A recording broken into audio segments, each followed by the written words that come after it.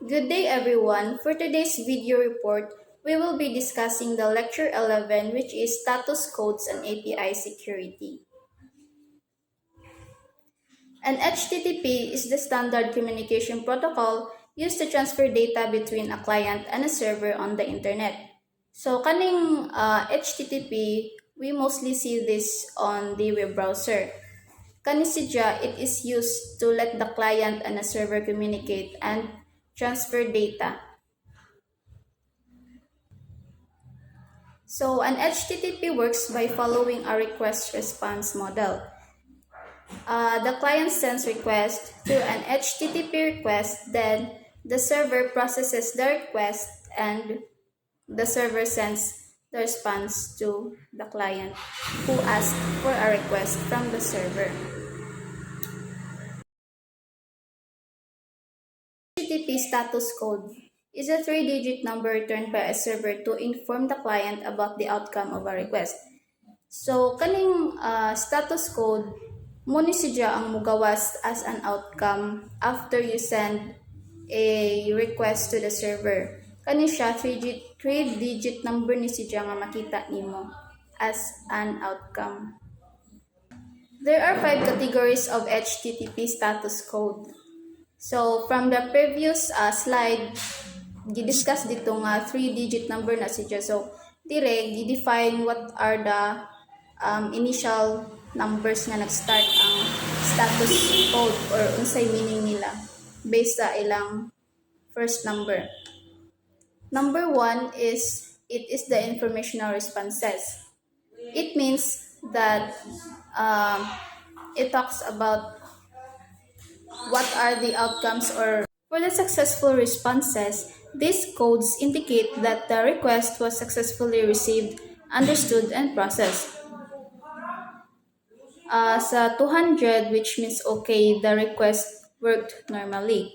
Then, for the created, which is 201, ang new resource is successfully created siya. Then, for the 204, no content, which means the request is succeeded and there's no data to return. In simple terms, kaning successful responses, which is to start of 200, continue nga numbers, the request is completed correctly. For the redirection messages, nag-start ni siya og number nga 300 continue. These codes indicate that the further action is required to complete the request. Kani diri nga part is ang client dili siya mag-take og additional action aron ma-complete niya ang request. Then mo adto siya og different nga URL. For example, there is a 300 which is multiple choices. There are several options available for the resource. Then there is a found which is resource temporarily at a different URL. Then see other, not modified, use proxy, temporary redirect, permanent redirect. In short, kaning 300 continue nga message or nga response kuan siya, redirect ni siya to go somewhere else to complete the request. Next is the client error responses. These codes mean there is an error in the request made by the client. For example, there is a 400 bad request. The request is invalid or malformed. Then there is a unauthorized, which means authentication is required or failed ang pag-authenticate sa client or sa user. Then forbidden, which is the client doesn't have permission, and any other codes. In short, ang kaning for 400 continue nga code, ang client made a mistake in the request. This type of error responses indicate that there are various client-side issues like conflicts, invalid content, or unsupported formats. The next is the 500 continue status code, which means the server error responses. These codes indicate that the server failed to fulfill a valid request. Dire sa 500 nga status code, internal server error siya, so naay problem ang server. Tapos dire sa 501 nga code not implemented, so the server doesn't support the request method. Then bad gateway, which means ang server invalid ang iyang response from another server. So there are lots of 500 continue nga code. So kani sila tanan nag-indicate lang na siya nga ang various nga there are various nga server side issues like storage problems, negotiation errors, or required authentication. If atong i-summarize ang tanang codes of the server error responses, it means nga ang server nag-fail ang server even though the request was valid. Importance of accurate HTTP status codes and clear error messages. Importance of accurate HTTP status codes and clear error messages. This illustration nag-show ni si Jacob unsa ka importante ang accurate nga HTTP status code o ang clear nga error message. For example, there is a 400 nga status code which means bad request.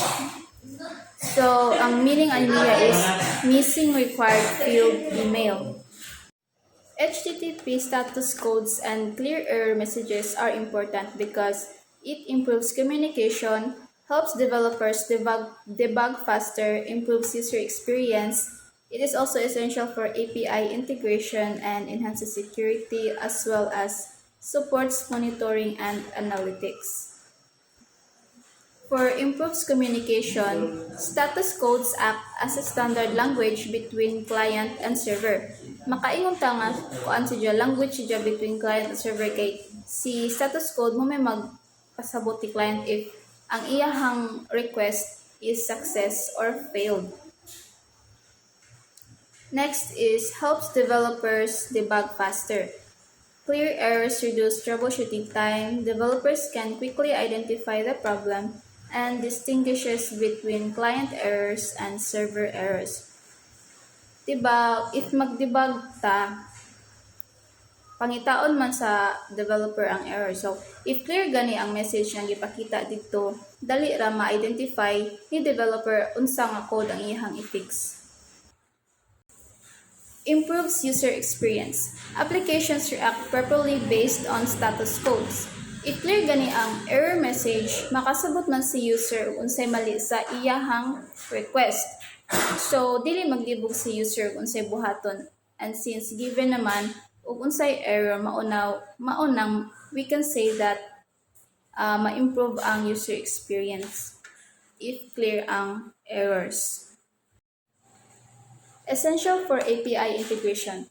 Other systems depend on correct status codes. APIs must return. Essential for API integration. Other systems depend on correct status codes. APIs must return accurate responses.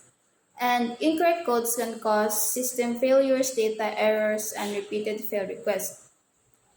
So, important ang HTTP status codes and clear nga error message if mag-integrate ka o if mag-API integration. Kaya, nayubang system nga naga-base sila sa status code or mag-run ang ilang system properly. Then, ang API dapat accurate po ang iyahang response kay if dili gani accurate ang response, makakos man na siya og system failures, data errors, and repeated failed requests. For example, sa system failures, the system or application may stop working properly. And ang data errors, kanang mga data nga ma-lost tapos ma-corrupted, then ang client may keep trying the same request and wasting resources and causing delays for the repeated failed requests. Then enhances security. Clear but controlled messages prevent information leaks. So, ang error messages, mag-inform na sa user without revealing the sensitive server details. So, kada mag-prevent na og mga koan, security risks while nag-guide sa user o sa mga developers in fixing the error through status code, which is a clear error message and accurate status codes. Then, lastly is supports monitoring and analytics. Monitoring tools track errors using status codes. So, ma-monitor nimo if unsay client issues o unsay server issues nga dapat i-fix nimo. Good day, I'm Rowan Rascolyantes and I'm here to discuss the API security. So API security is the practice of protecting API from unauthorized access, misuse, and attacks. So securing API is essential because API opens handle the sensitive data such as personal information and login credentials and financial details. Without proper security, APIs can be exploited by attackers. So next slide. These are the key practices for securing APIs. There are the authentication, the authorization, the encryption, rate limiting, and structured error handling. So the next slide is the authentication. Authentication is the process of verifying identity of a user or system. It answers the questions, who are you? So authentication confirms who the user is, if it's the admin or the user, and it ensures the user is legitimate. So makita nato siya sa mga logins sa mag-input of username and password, so or one-time OTP password, and sometimes the biometric or the credit sa cards. And so next slide is the authorization.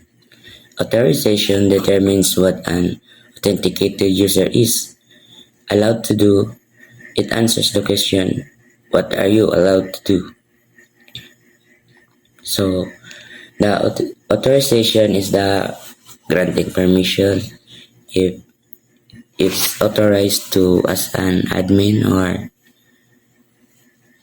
maka-open sa mga lain mga settings or mga sample the CRUD or the next or the user na naara siya limit na naara siya limit na masudlan. Authentication and authorization work together by first the user enter the username and password. So the authentication comes in. So it verifies if you are a legitimate user or an admin. So next is that system check your role if you are an admin or the user. So i-authorize kung asa ra ka kutob, kung maka-edit pa ka or igora ka mo views sa mga sa records ana. So you are allowed only in the action assigned your role. So di ka makita di ka maka-access sa uban. Ang transaction is ma-reject. So the next slide is the rate limiting. Rate limiting restricts the number of requests a client can send within a specific time period. So ang client nara siya limit nga makasend sa server. Example, limitan ra ang client og 100 per request. The next slide is the importance of using rate limiting. Rate limiting prevents server overload. So, it prevents the dili mag-crash ang server or mag-slow down. So, and next is protect against DDoS attacks or denial of distributed denial of service attacks. So, kani keeps the service available for the real users and blocks the excessive request. The next is the prevent brute force attacks. The attackers may try 1,000 of password combinations. So ang rate limiting limitan ang password na i-try ang iya lang i-limit ang pag-attempt sa password. Example sa cellphone. If imo spam na mag-attempt kag password na kay na imo gawas na 30 seconds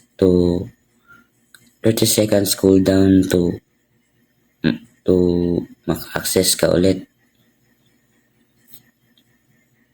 The next is the ensure fair usage. So, ensure fair usage.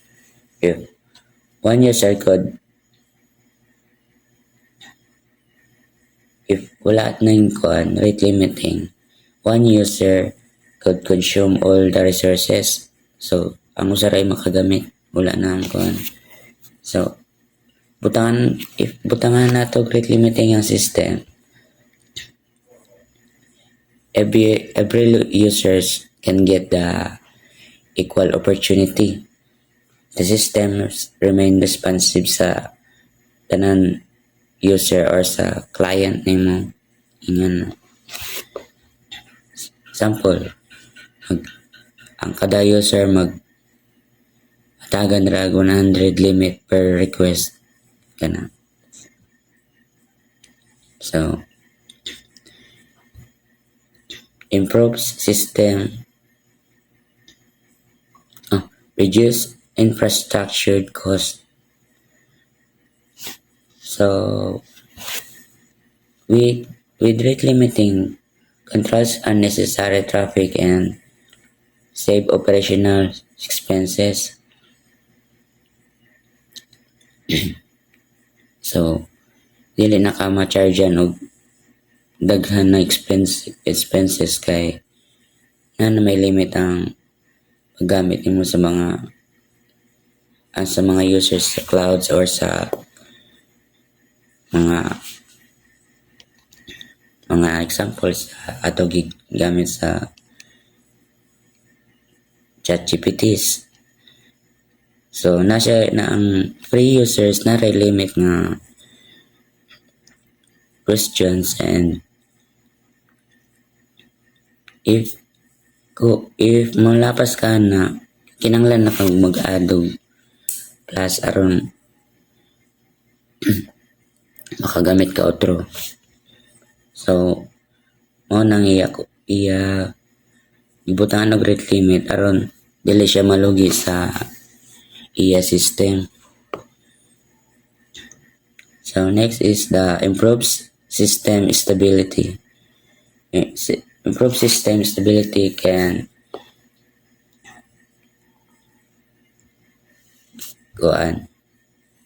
improve system stability if wala siya rate limiting, the system can degrade gracefully, and instead of crashing,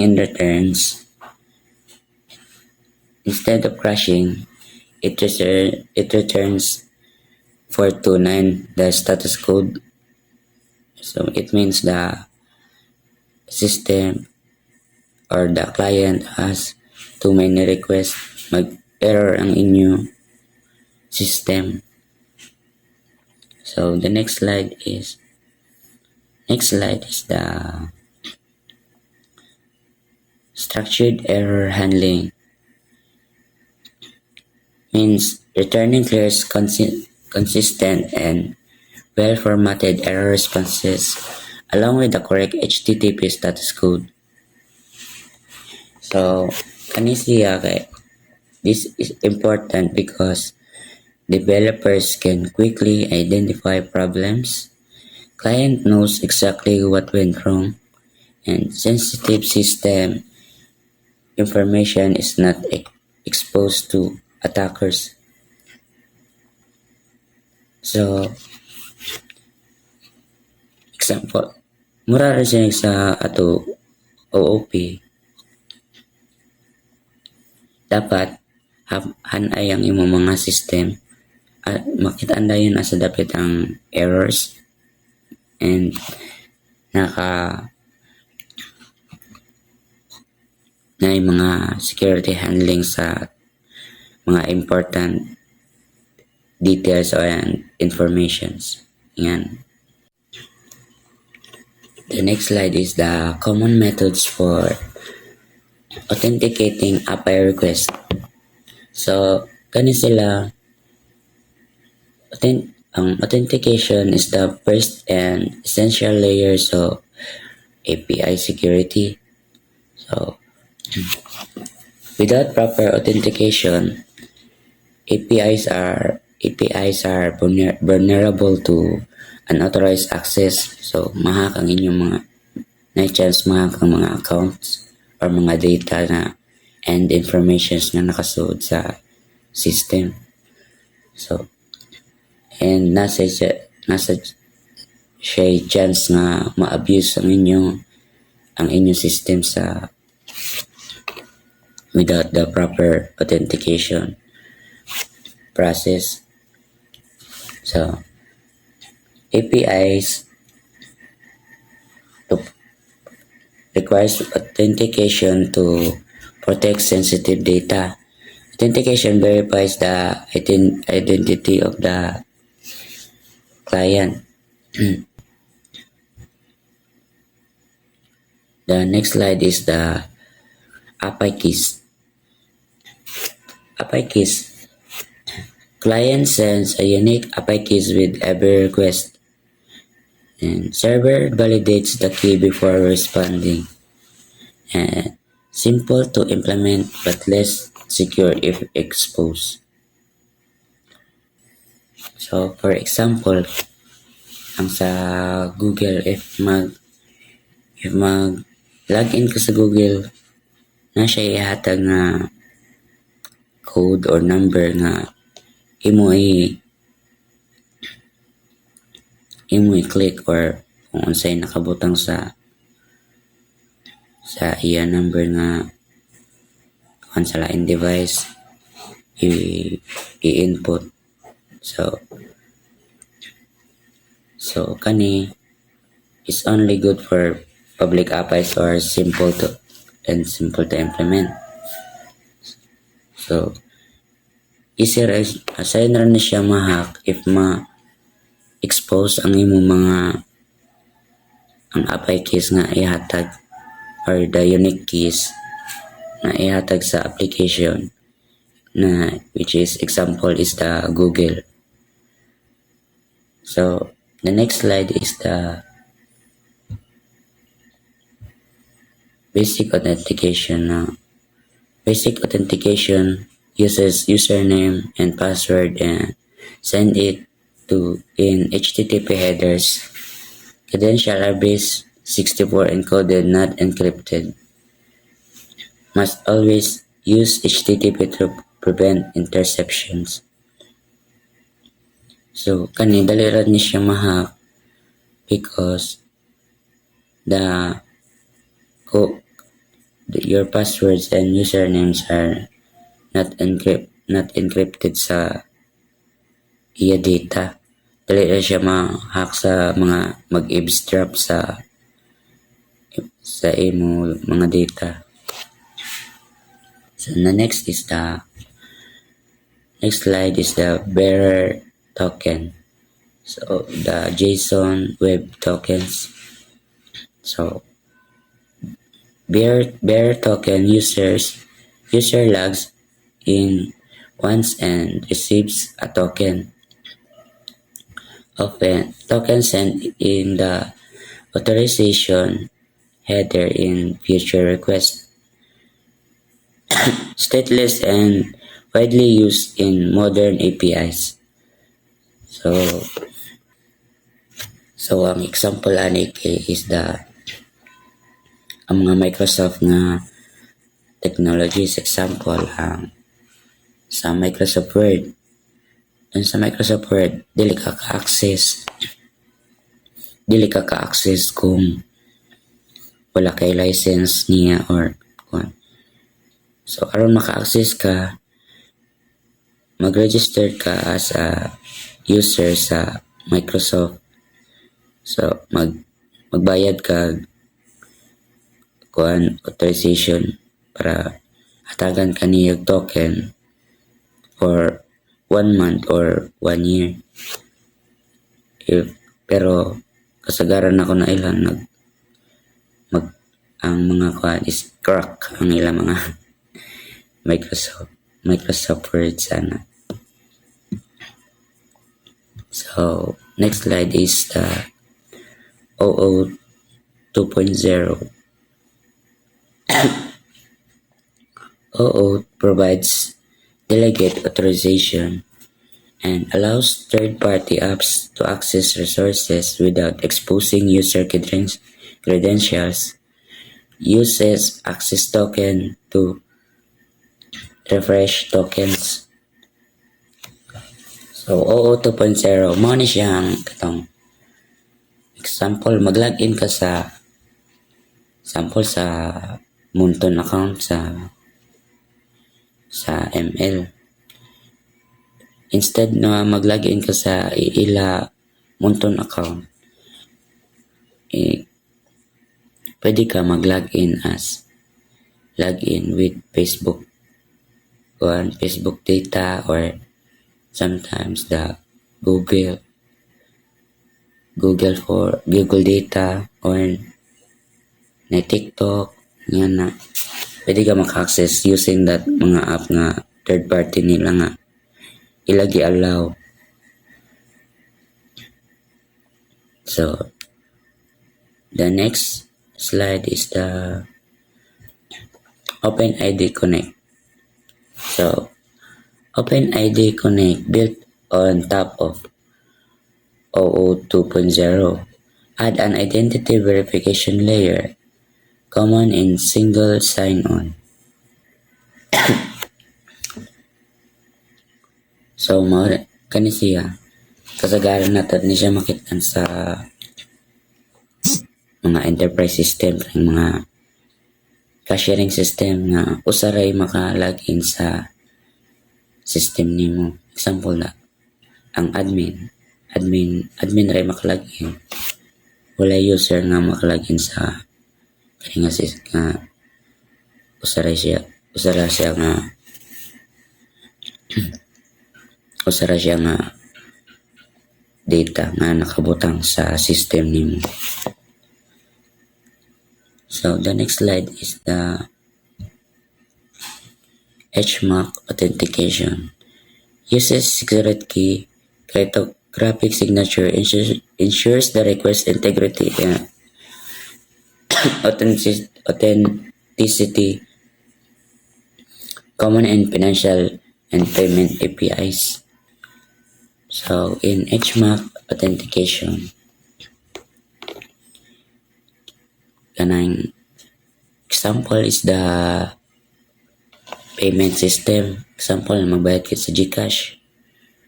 Na siya secret keys na ihatag sa imo, and sample po sa Shopee. If online ka magbayad, imo to i-input ang imo secret key to aron maka-access ka sa kanang pagbayad nimo Sample da Shopee Pay Later. Kinanglan kag maka-access nga sa imo secret key aron maka-access ka sa Shopee Pay Later. So the next slide is the mutual transport layer security.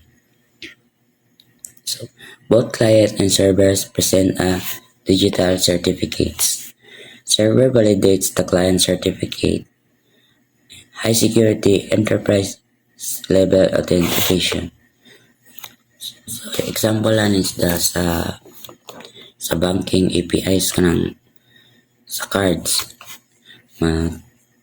ini mo gisulkan insert sa card need po gyapon siya mo type sa imo 6-digit password or nga na.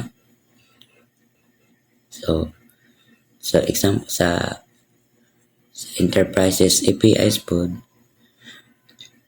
na siya strong identity nga identification sample kinanglan face recognition codes gyapon digit na secret keys gyapon and sometimes the biometric scanner mo ganyan na. Slide. So go to the last slide for summary. So security levels depends on implementation. Combining authentication with HTTP rate limiting and authorization is the best way to practice the API authentication methods. So authentication protects API. So choosing the right method depends on security needs, system complexity, and user type. So strong authentication is the first step in building and secure APIs. So authenticating the API. So dili na necessary imo ibutang ang tanan combination sa API if simple ra imo mga system o dili kayo crucial ang mga data sa imo aron dali ra pag-access sa imo system. Dili necessary. And if ang imong mga data is crucial man or dagag important nga details sa imong mga user or client, so use the combination of API authentications, sample the API keys, the API keys plus OAuth and as HMAC. So you will use 1, 2 or more API methods to secure your data informations to prevent the attackers to access your data. So thank you for watching or listening our report. I am Rowan Raz B. Collantes and my partner in this report is Maurice P. Doming. And bye.